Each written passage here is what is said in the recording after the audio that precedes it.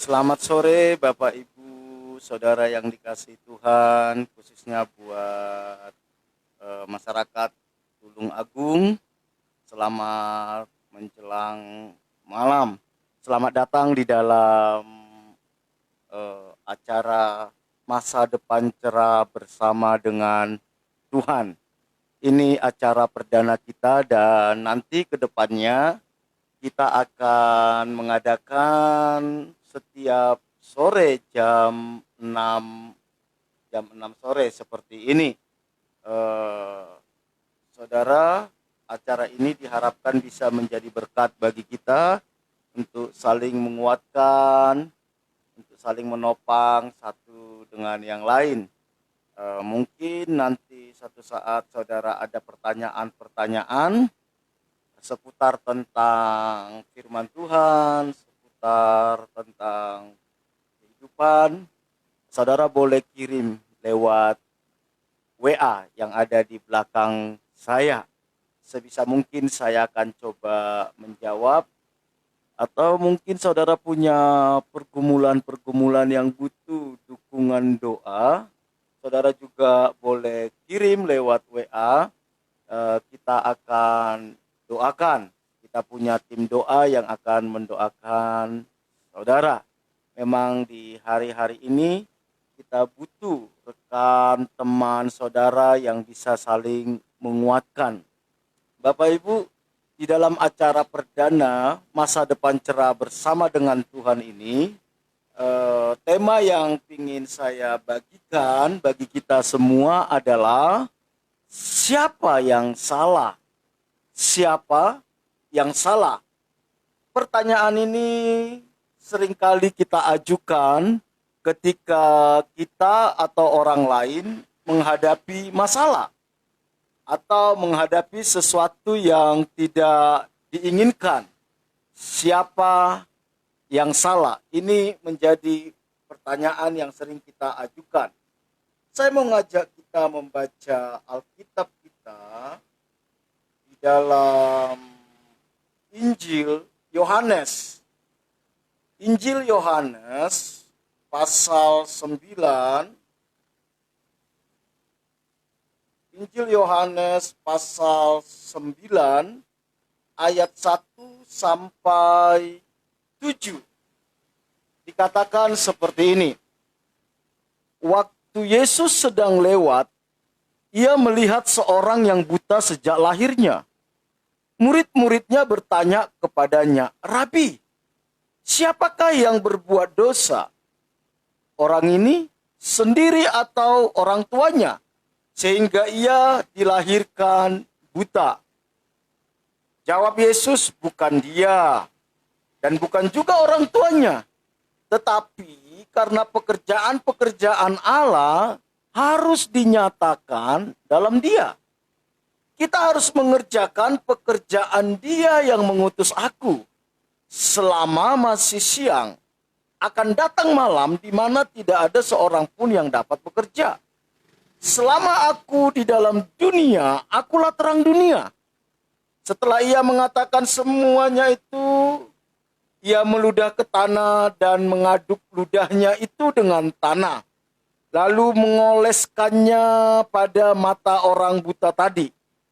Dan katanya kepadanya, "Pergilah, basuhlah dirimu dalam kolam Siloam." Siloam artinya yang diutus. Maka pergilah orang itu, ia membasuh dirinya lalu kembali dengan matanya sudah melek. Bapak Ibu, saudara yang dikasihi Tuhan, mungkin saudara pernah mendengar yang namanya Nick Vujicic. Nick Vujicic, dia berasal dari Australia. Nick Vujicic lahir 4 Desember tahun 1982. Berarti sekarang usianya lebih kurang hampir 38 tahun.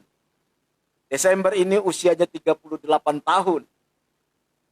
Di usia 17 tahun, dia sudah menjadi pembicara dalam kelompok-kelompok doa. 17 tahun. Bukan cuman itu, Nick Vujicic juga membuat sebuah organisasi nirlaba yang bernama Life Without Limbs. Nick Vujicic juga sekarang menjadi motivator yang sangat terkenal di dunia. Kalau kita melihat perjalanan hidupnya, kita tidak akan pernah percaya bahwa Nick Vujicic ini menjadi orang yang sehebat itu dipakai Tuhan. Kenapa? Nick Vujicic lahir, dia mengalami sindrom tetra amelia. Sindrom tetra amelia. Apa itu sindrom tetra amelia? Dia lahir tanpa kedua tangan dan tanpa kedua kaki. Tanpa kedua tangan dan tanpa kedua kaki. Memang salah satu kakinya itu ada tapi pendek sekali, kecil sekali. Dan bisa dibilang dia tidak punya kedua tangan dan tidak punya kedua kaki. Sindrom tetra amelia. Nick ini lahir dari keluarga yang sederhana. Orang tuanya bekerja di kantor administrasi. Orang tuanya juga seorang penginjil. Papanya kerja di kantor administrasi dan juga seorang penginjil. Ibunya seorang bidan dan perawat. Artinya, dia lahir dari keluarga yang baik-baik. Dia lahir dari keluarga yang cinta Tuhan. Dia lahir dari keluarga yang mengasihi Tuhan. Tetapi fakta kehidupan bahwa dia lahir dengan sindrom tetra amelia. Tentu bagi Nick ini tidaklah mudah. Masa-masa pertumbuhan dia bukanlah hal yang mudah. Dia harus berjuang bagaimana hidup seperti orang normal. Tanpa kedua tangan, tanpa kedua kaki. Saya percaya bahwa orang tuanya, termasuk Nick sendiri pun selalu dihantui dengan pertanyaannya, apa yang salah dengan saya? Siapa yang salah sehingga anak saya lahir tanpa kedua tangan dan tanpa kedua kaki? Mungkin Nick juga selalu bertanya, siapa yang salah? Kenapa saya dilahirkan seperti ini? Bukankah papa mama saya orang yang mencintai Tuhan, orang yang mengasihi Tuhan, orang yang melayani Tuhan? Tetapi kenapa Tuhan izinkan saya lahir tanpa kedua tangan dan tanpa kedua kaki? Dan ketika dia mengalami pertumbuhan di sekolah pun tidak jarang dia dibully. Dibully oleh teman-temannya. Memang kehidupan Nick bukan kehidupan yang mudah. Tetapi ternyata di balik kesulitan, tantangan yang dia hadapi, Tuhan sediakan sesuatu yang besar dalam hidupnya. Mungkin, ini pemikiran saya aja. Mungkin waktu kecil dia pernah berkata, buat apa saya dilahirkan? Kalau harus hidup tanpa kedua tangan, tanpa kedua kaki. Memang konon katanya ketika Nick lahir, sempat orang tuanya nggak bisa terima. Menolak kelahirannya. Tetapi akhirnya orang tuanya bisa menerima. Begitu juga dengan Nick. Dia tidak bisa menerima fakta hidupnya. Tetapi ketika dia menyadari bahwa ada Tuhan yang menciptakan hidupnya. Ada Tuhan yang mengendalikan segala sesuatu. Bahwa kehadirannya di dunia ini bukanlah sebuah kebetulan.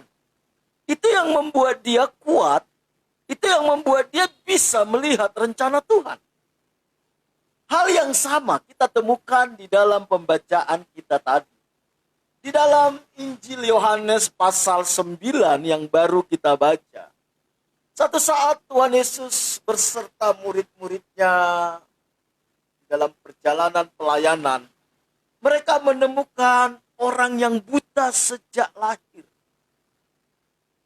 Mereka melihat seorang yang buta sejak lahir, dan orang ini bukan lagi anak-anak, dia sudah cukup dewasa. Kalau kita baca ayat selanjutnya, Bapak Ibu, dia sudah cukup dewasa. Artinya sepanjang hidupnya dia hidup dalam kebutaan, hidup tanpa masa depan, hidup tanpa kepastian. Ketika murid-murid melihat itu, pertanyaan yang diajukan murid-murid adalah, "Guru, siapa yang salah? Kenapa orang ini dilahirkan buta? Apakah orang tuanya atau dia sendiri? Apakah orang tuanya atau dia sendiri?" Sikap kebanyakan orang seringkali mencari siapa yang salah. Ini sering kita temukan di dalam kehidupan sehari-hari.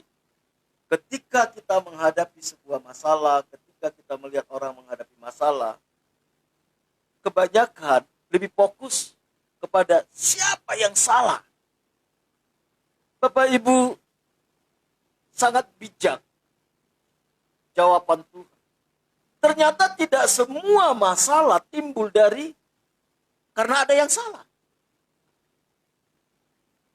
Belum tentu masalah itu timbul karena ada yang salah. Memang kebanyakan masalah itu timbul karena ada yang salah.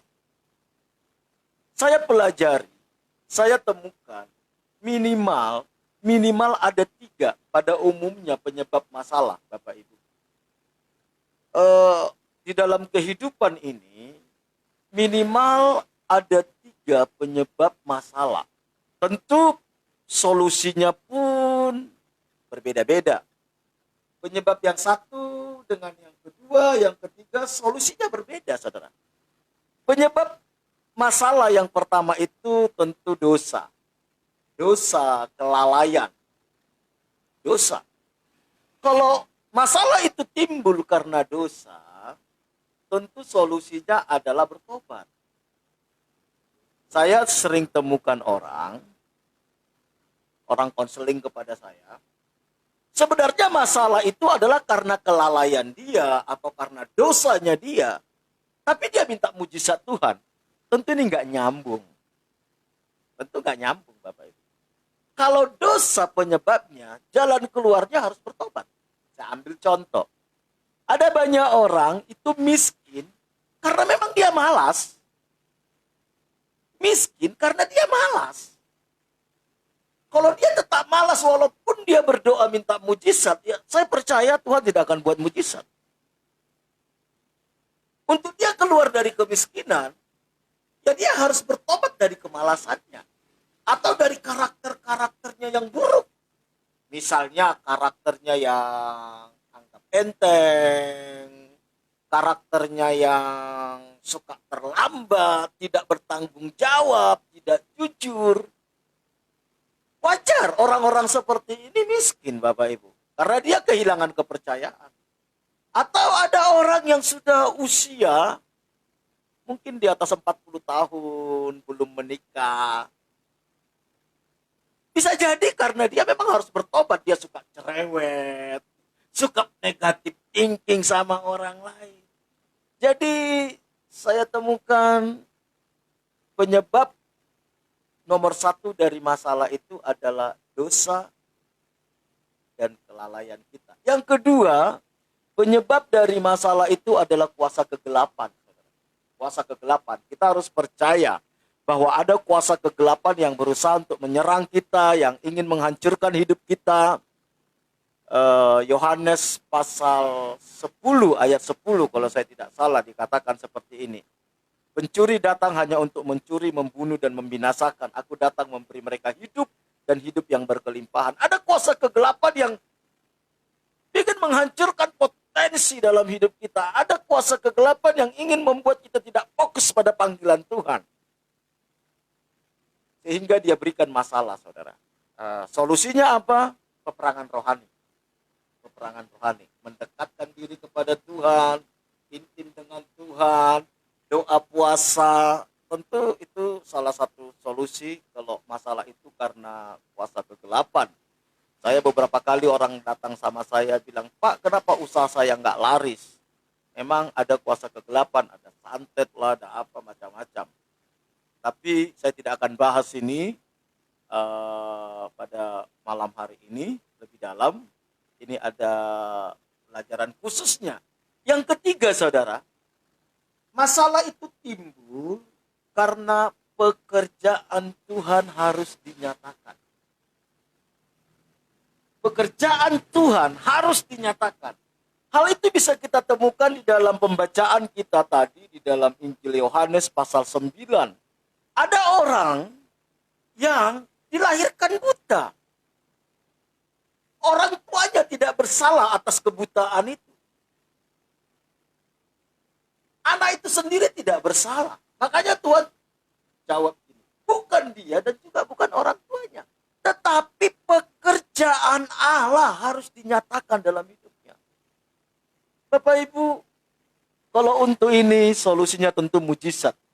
Saya berharap pergumulan masalah yang kita hadapi bukan karena nomor 1, bukan karena nomor 2, tetapi karena nomor 3. Masalah-masalah yang kita timbulkan karena memang ada pekerjaan Tuhan yang harus dinyatakan lewat hidup kita, dan lewat pergumulan itu nama Tuhan dipermuliakan. Orang bisa melihat keajaiban Tuhan, kebaikan Tuhan, kasih setia dan kuasa Tuhan. Bapak Ibu yang dikasihi Tuhan, ketika murid-murid bertanya kepada Tuhan Yesus di dalam Yohanes 9 ayat 2-3 dikatakan, murid-muridnya bertanya kepadanya, Rabi, siapakah yang berbuat dosa? Orang ini sendiri atau orang tuanya? Sehingga ia dilahirkan buta. Jawab Yesus, bukan dia dan bukan juga orang tuanya. Tetapi karena pekerjaan Allah harus dinyatakan di dalam dia. Mari Bapak Ibu Saudara yang dikasihi Tuhan. Kalau kita sedang mengalami masalah, bukan karena kita salah, tetapi karena ada hal yang Tuhan ingin kerjakan dalam hidup kita, apa yang harus kita lakukan? Apa yang harus kita lakukan? Supaya kita tidak salah di dalam melangkah, supaya iblis tidak mencari kesempatan untuk mengintimidasi kita. Apalagi hari-hari ini kita sedang mengalami masalah yang sangat besar, saudara. Hampir seluruh umat manusia mengalami masalah yang sangat besar. Saya percaya di balik masalah ini, saudara, ada tangan Tuhan yang mengontrol semuanya. Ada tangan Tuhan yang tetap memegang kendali atas semuanya. Oleh karena itu, bagaimana sikap kita ketika kita menghadapi masalah? Apalagi masalah itu bukan karena kesalahan kita sudah hidup benar, kita sudah melakukan segala sesuatu seperti yang Tuhan inginkan, berusaha untuk hidup taat kepada Tuhan, tetapi tetap aja ada masalah. Apa yang harus kita lakukan, Bapak Ibu? Sehingga masalah itu tidak menghancurkan hidup kita, sehingga masalah itu tidak membuat kita keluar dari rencana Tuhan. Sekali lagi, jangan pernah berusaha menyalahkan. Hindari menyalahkan, saudara. Apapun masalah yang kita hadapi hari-hari ini. Saya temukan ada banyak orang masih menyalahkan pemerintah, saudara. Dengan krisis yang ada, dengan kesulitan hidup, saudara, mereka masih menyalahkan pemerintah. Saya pikir orang-orang kayak gini, orang-orang yang tidak bertanggung jawab, saudara. Orang-orang seperti ini, orang-orang yang tidak akan pernah bisa melihat kemuliaan Tuhan dalam hidupnya. Ya, mari kita hindari untuk menyalahkan orang lain, menyalahkan keadaan, apalagi menyalahkan Tuhan, saudara. Ya, tentu Tuhan tidak pernah salah. dengan semua yang sedang terjadi ini, saya percaya ada pekerjaan-pekerjaan baik yang Tuhan sedang sediakan. Dan saya berharap kita bisa melihat pekerjaan baik yang Tuhan sedang sediakan. Dan pekerjaan baik itu tentu untuk kepentingan Tuhan. Karena kitab Roma katakan segala sesuatu dari Dia, oleh Dia, dan bagi Dia. Bagi Dialah kemuliaan sampai selama-lamanya. Oke, apa yang harus kita lakukan ketika timbul masalah? Padahal kita sudah bekerja dengan benar, berusaha hidup benar, taat sama firman Tuhan, mengasihi Tuhan, tetapi tetap ada masalah. Yang pertama yang harus kita lakukan adalah nantikanlah waktunya Tuhan. Nantikan waktunya Tuhan. Mungkin orang bertanya, Pak, ini sudah waktunya sudah habis. Saya percaya bahwa Tuhan itu menolong itu tepat pada waktunya. Dia tahu batas kemampuan kita. Dia tahu kapan waktunya untuk menolong kita. Dan Tuhan itu tidak akan pernah terburu-buru. Dan Tuhan tidak akan pernah terlambat. Mungkin bagi kita terlambat, tetapi bagi Tuhan tidak terlambat. Oleh karena itu, di tengah-tengah masalah, di tengah-tengah pergumulan, apalagi saat kita nggak tahu apa yang harus kita lakukan, hal yang paling bijak yang bisa kita lakukan adalah menantikan Tuhan. Apa yang kita lakukan saat menantikan Tuhan? Banyak merenungkan firman Tuhan. Renungkan firman Tuhan. Banyak menyembah Tuhan. Lakukan apa yang bisa kita lakukan. Saya percaya di tengah-tengah pergumulan masalah, masih ada yang bisa kita lakukan. Mungkin saudara berkata, aduh, terlalu sederhana yang bisa saya lakukan. Lakukan aja. Hasilnya nanti bagiannya Tuhan. Sama seperti Nick Vujicic, saudara. Ketika dia bertumbuh tanpa kedua tangan dan tanpa kedua kaki, saya percaya dia punya 1001 alasan untuk menyerah dan berkata, ya udahlah, biarlah saya hidup bergantung dari orang lain. Biarlah saya hidup dari belas kasihan orang lain. Tapi dia tidak lakukan itu. Dia berusaha mencari apa sebenarnya kehendak Tuhan atas kehidupan saya. Kenapa Tuhan ciptakan saya? Saya percaya Tuhan punya rencana dan dia menemukan itu. Dan ketika dia menemukan itu, Bapak Ibu, dia lakukan apa yang bisa dia lakukan. Jangan menyerah. Jangan putus asa, jangan apatis, saudara. Jangan. Apa yang bisa kita lakukan, lakukan. Mungkin kita tidak bisa lagi bekerja di kantor. Kita nggak bisa bekerja di perusahaan. Tapi saya percaya ada hal yang bisa kita lakukan. Ada hal yang bisa kita lakukan. Saudara, jadi ketika kita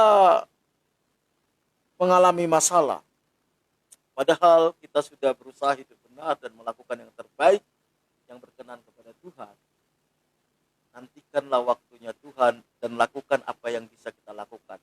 Jangan curigai Tuhan. Jangan. Saudara, Allah itu kasih. Tidak ada sesuatu pun yang jahat dalam diri Tuhan. Tidak ada. Bahkan di dalam pikirannya tidak ada yang jahat. Semua yang ada di dalam Tuhan itu adalah kasih-Nya dalam kita. Karena itu jangan curigai Tuhan. Saya banyak temukan orang ketika mengalami banyak masalah, dia mulai mencurigai Tuhan. Dia mulai mencurigai Tuhan. Padahal masalah itu timbul karena kesalahan dia sendiri, karena dosa dan kelalaiannya, tetapi dia masih bisa menyalahkan dan mencurigai Tuhan. Yang kedua saudara, apa yang harus kita lakukan ketika ada masalah? Percayalah dengan caranya Tuhan. Ini penting saudara. Percayalah dengan caranya Tuhan, sekalipun itu nggak masuk akal. Saya temukan banyak sekali orang ingin ditolong Tuhan, tapi dengan caranya sendiri. Ingin ditolong Tuhan, tetapi dengan caranya dia, bukan dengan caranya Tuhan.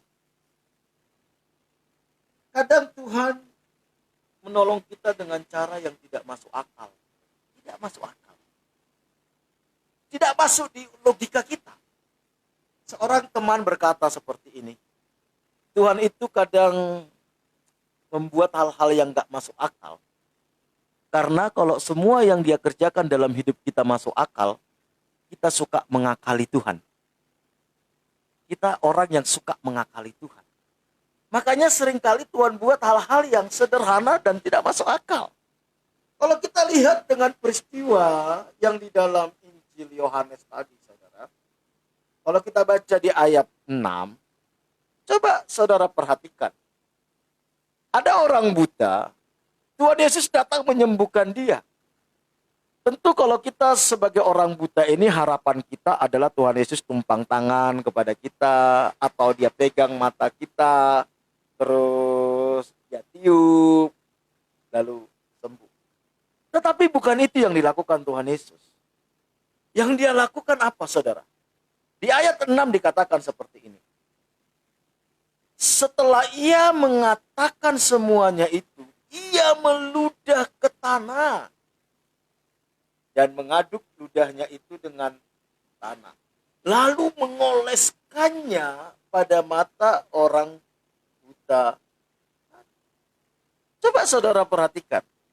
Tanah dioleskan kepada mata. Mata normal aja, kalau dioleskan tanah, itu perih saudara. Tetapi Tuhan lakukan itu kepada orang buta ini. Dia meludah ke tanah. Tentu saudara, tidak ada dari antara kita yang mau diperlakukan seperti ini. Saya percaya tidak ada. Coba saudara bayangkan, saudara ini buta saudara. Tiba-tiba datang seorang pendeta. Pendeta ini meludah ke tanah. Dan dia ambil itu tanah, dia oleskan ke mata saudara. Saya percaya saudara akan marah. Saudara akan marah. Tetapi inilah caranya Tuhan untuk menguji kerendahan hati. Saudara, kadang Tuhan buat hal-hal yang tidak masuk akal dalam hidup kita untuk menguji kerendahan hatinya kita. Supaya kita tidak merasa hebat, merasa perlu diutamakan, merasa perlu dihormati. Ya. Karena di hadapan Tuhan kita sebenarnya adalah, memang kita berharga, tapi kita bukan apa-apa kalau bukan karena kasih karunia Tuhan. Karena itu yang pertama tadi, nantikanlah waktunya Tuhan, jangan curigai Tuhan. Yang kedua, percayalah dengan caranya Tuhan, sekalipun tidak masuk akal. Saya sering dengar kesaksian saudara ketika orang mengalami banyak masalah, kesulitan. Kadang Tuhan tolong mereka dengan cara-cara yang sangat sederhana. Dan seringkali tidak masuk akal saudara. Tapi justru yang sederhana itu dipakai Tuhan untuk menolong. Saudara ingat ketika ada 5.000 orang laki-laki yang mendengarkan Yesus, pengajaran Tuhan Yesus, sampai mereka lapar saudara, sampai malam, sampai sore. Dan masalahnya mereka kelaparan. Dan tempat mereka jauh dari kampung. Disuruh pulang nggak mungkin. Tentu itu masalah besar saudara. 5.000 orang kumpul aja itu sudah, waduh, luar biasa. 5.000 orang laki-laki kumpul kelaparan saudara. Kelaparan. Coba. Wah, kalau di Indonesia bisa demo itu saudara. Bisa demo itu. Tapi Tuhan cara menolong luar biasa saudara. Dia bilang apa? Apa yang ada padamu? 5 roti dan 2 ikan. Sederhana. 5 roti dan 2 ikan. Tapi itu bisa buat mujizat saudara. makan 5.000 orang laki-laki. Karena itu jangan anggap enteng hal-hal yang sederhana. Tuhan tetap bisa buat mujizat lewat itu. Yang penting Tuhan yang suruh. Bukan maunya kita. Makanya kita perlu menantikan Tuhan supaya kita tahu apa yang Tuhan suruh lakukan. Yang ketiga adalah taat, saudara. Taatlah kepada apa yang Tuhan suruh. Di ayat 7 dikatakan seperti ini. Dan berkata kepadanya, pergilah, basuhlah dirimu dalam kolam Siloam. Siloam artinya yang diutus. Maka pergilah orang itu, ia membasuh dirinya dengan mata yang sudah melek, saudara. Mungkin kita bertanya, kenapa sih harus pergi ke kolam Siloam? Bisa aja kan ambil air cuci muka. Tetapi ketaatan itu penting, saudara. Ketaatan. Mujizat selalu dimulai dari ketaatan. Ketaatan itu merupakan pintu masuk untuk kita melihat mujizat. Jadi kalau saudara ingin melihat mujizat di dalam segala pergumulan, kesulitan, masalah yang sedang saudara hadapi hari-hari ini. Yang pertama, nantikan Tuhan. Jangan terburu-buru. Jangan cepat-cepat minta pertolongan kepada orang lain. Nantikan Tuhan, apa maunya Tuhan. Apa yang Tuhan kehendaki. Yang kedua, percayakan. Apa yang Tuhan suruh, lakukan aja, percaya aja. Mungkin sangat simpel, sangat sederhana. Dan yang ketiga, belajar taat, saudara. Taat. Taat itu kalau dibolak-bolak, ya taat, saudara. Satu-satunya cara untuk taat, ya taat. Kadang kita suka berargumen tentang ketaatan ini, saudara. Iya sih, saya mau, tapi ya. Kalau sudah bicara tapi, saudara, itu sudah tidak ada ketaatan, saudara. Kalau saudara sudah kasih kata tapi, itu artinya saudara dan saya tidak taat. Orang ini taat, saudara. Ketika ia taat, saudara, dia melihat mujizat Tuhan. Bapak Ibu yang dikasih Tuhan, saya percaya sampai saat ini Tuhan masih bisa membuat mujizat. Mujizatnya tidak berubah 2000 tahun yang lalu sampai sekarang, saudara. Dan saya percaya Tuhan sangat mengasihi kita. Sangat mengasihi kita. Tidak ada satupun yang terjadi dalam hidup kita di luar kendalinya Tuhan. Oleh karena itu, apapun yang sedang saudara alami hari-hari ini, apapun itu, mari kita belajar percayakan hidup kita kepada Tuhan. Mari kita belajar mengandalkan Tuhan. Mari kita nanti-nantikan Tuhan. Mari kita belajar taat apa yang Dia mau. Dan saya percaya, di tengah-tengah kesulitan, tantangan, masalah, kita akan tampil sebagai pemenang.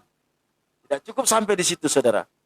Lewat masalah yang kita hadapi, lewat kesulitan, tantangan yang kita hadapi, nama Tuhan dipermuliakan. Jangan lagi bertanya, siapa yang salah? Tetapi, tanyalah, apa yang Tuhan mau di dalam masalah ini? Apa yang Tuhan kehendaki di balik masalah ini? Apa yang Tuhan sedang bentuk dalam hidup saya di balik setiap pergumulan dan masalah ini? Bapak Ibu, mari. Masalah yang sedang kita hadapi hari ini, itu ada batasnya. Itu ada batasnya. Mari kita tundukkan kepala, kita berdoa dimanapun saudara berada saat ini yang mendengarkan siaran langsung ini. Saudara mungkin hari-hari saudara sedang mengalami masalah dan saudara bilang, Pak, saya sudah angkat tangan. Saya sudah menyerah. Bahkan saudara berpikir satu-satunya jalan keluar untuk saudara cuma bunuh diri. Saya mau kasih tahu, jangan lakukan itu. Jangan lakukan itu. Karena itu akan menimbulkan masalah yang tidak ada obatnya, saudara. Kebinasaan kekal. Percaya sama Tuhan. Jangan lari dari masalah. Hadapi masalah bersama dengan Tuhan. Kalau engkau hari-hari ini sedang mengalami banyak masalah, dan rasa-rasanya engkau sudah tidak kuat lagi, ada berita baik yang ingin saya sampaikan kepadamu. Tuhan Yesus mengasihimu. Dan Ia mau menolong engkau. Asal engkau mau membuka diri dan berkata, Tuhan, aku menyerahkan hidupku ke dalam anugerah Tuhan. Aku butuh mujizatmu. Aku butuh pertolonganmu. Saya percaya mujizat itu akan nyata. Saya mau berdoa bagi Bapak Saudara, Bapak Ibu Saudara yang mendengarkan siaran langsung ini. Bapa kami yang di sorga, yang kami sembah di dalam nama Tuhan Yesus Kristus. Engkau Tuhan pencipta langit dan bumi dan segala isinya. Engkau Tuhan yang berdaulat atas alam semesta, atas jagat raya. Engkau Tuhan yang berdaulat atas hidup kami. Kami percaya kami ada itu karena Tuhan. Tuhanlah yang menempatkan kami di dunia ini. Dan kami percaya Engkau punya rencana atas hidup kami. Apapun yang sedang terjadi dalam hidup kami, pergumulan, kesulitan, masalah, sakit, penyakit, kami percaya Tuhan, Engkau tetap yang memegang kendali. Hamba-Mu berdoa buat anak-anak-Mu, siapapun mereka, yang mendengarkan siaran ini, yang melihat, menonton siaran ini. Apapun pergumulan masalah yang sedang mereka hadapi, baik itu masalah rumah tangga, hubungan suami istri, orang tua dengan anak, sesama saudara. Kasih-Mu yang memulihkan. Kasih Bapa yang memulihkan. Engkau mati di atas kayu salib untuk memulihkan hubungan itu. Jika ada anak-anak-Mu yang sedang mengalami masalah sakit penyakit, Tuhan sembuhkan. Kau sembuh. Kami percaya kalau 2000 tahun yang lalu Engkau bisa mencelikkan mata orang buta, saat ini pun Engkau sanggup menyembuhkan apapun sakit penyakit. Kalau itu masalah dosa, jatuh bangun dalam dosa, Tuhan tolong mereka. Beri mereka kekuatan, Roh Kudus yang memampukan mereka untuk lepas dari ikatan dosa. Kami percaya, untuk dosa Engkau sudah selesaikan di atas kayu salib. Kami orang-orang yang merdeka karena Kristus yang memerdekakan. Kalau ada anak-anak-Mu mengalami masalah keuangan, khususnya di tengah-tengah pandemi COVID-19 ini, Tuhan, tolong mereka. Kalau Engkau bisa mencukupi kebutuhan 5.000 orang laki-laki dengan 5 roti dan 2 ikan, Engkau sanggup mencukupkan kebutuhan kami. Mujizat-Mu masih ada sampai sekarang. Kalau Engkau memelihara Elia dengan burung gagak, Engkau sanggup memelihara anak-anak-Mu. Karena itu hamba-Mu berdoa, tolong. Kami berdoa buat bangsa ini Tuhan. Nyatakan belas kasihan-Mu atas bangsa. Tolong bangsa ini untuk bisa lepas dari pandemi COVID-19 ini Tuhan.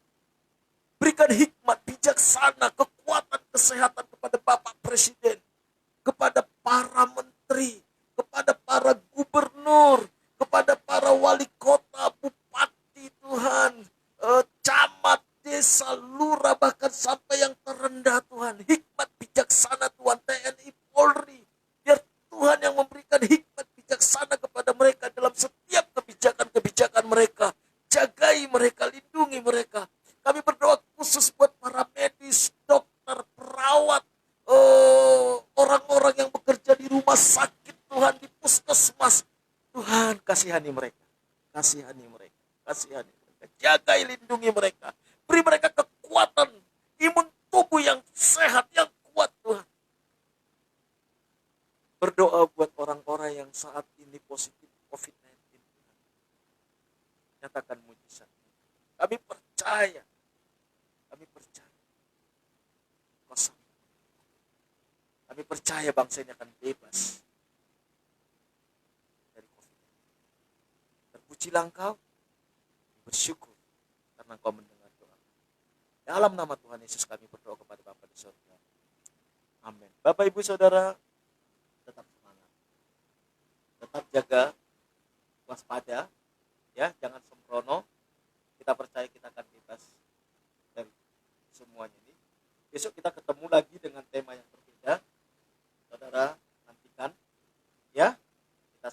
mendoakan, saling menguatkan. Di belakang ada nomor handphone. Saudara boleh kirim pesan doa. Mungkin saudara ada pergumulan yang perlu didoakan, silakan.